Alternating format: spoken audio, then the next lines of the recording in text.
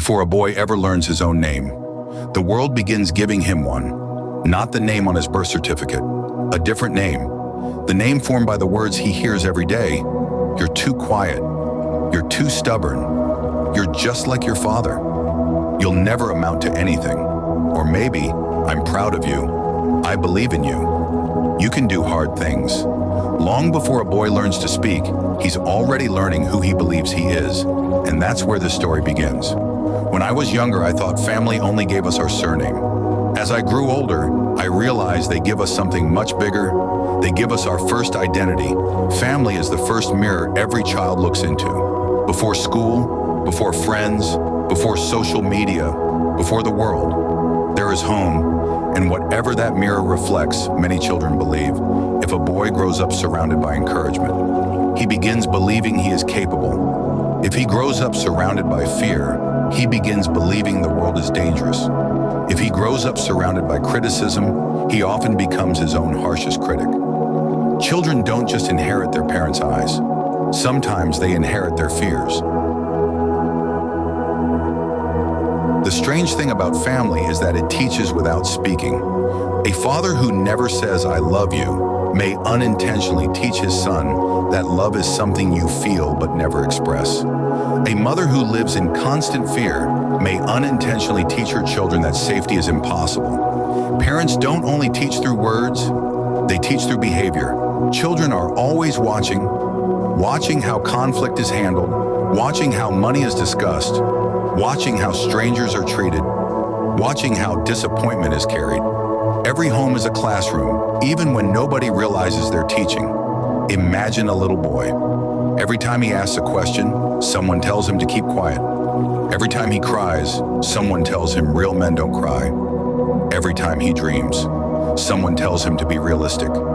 Slowly, the questions disappear, not because curiosity died, because it no longer felt safe. Years later, that same boy becomes a man who struggles to speak, not because he has nothing to say, but because somewhere inside him, there is still a child who learned silence was safer than honesty. Some boys are told you must become a doctor, you must make money, you must carry this family, you must never fail. Those expectations can become so heavy that the boy forgets to ask, what do I actually love? He learns to chase approval instead of purpose. He becomes successful, but not fulfilled. He earns respect, but loses himself. Because sometimes the greatest prison isn't failure, it's living someone else's dream. People often think inheritance is money, or land, or a family name. But families pass down things you cannot see. Ways of thinking, ways of loving, ways of fearing, ways of handling conflict.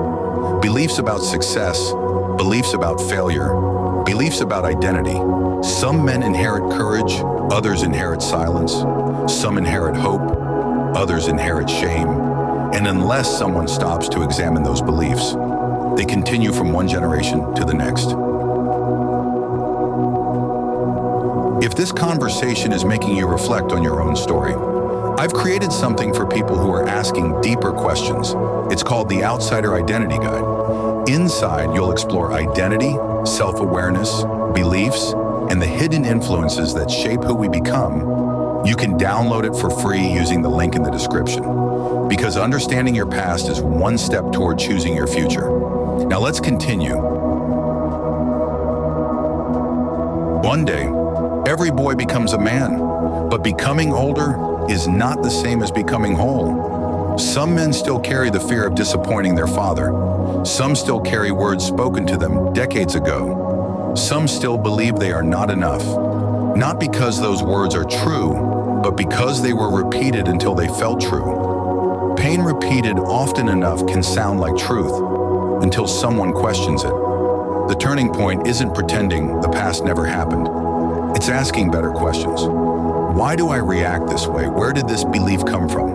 Who taught me this? Does this belief still serve me? That is where freedom begins, not by blaming your family, but by becoming aware of what you inherited and choosing what you will carry forward. Your family wrote the first pages of your story, but they do not have to write the last.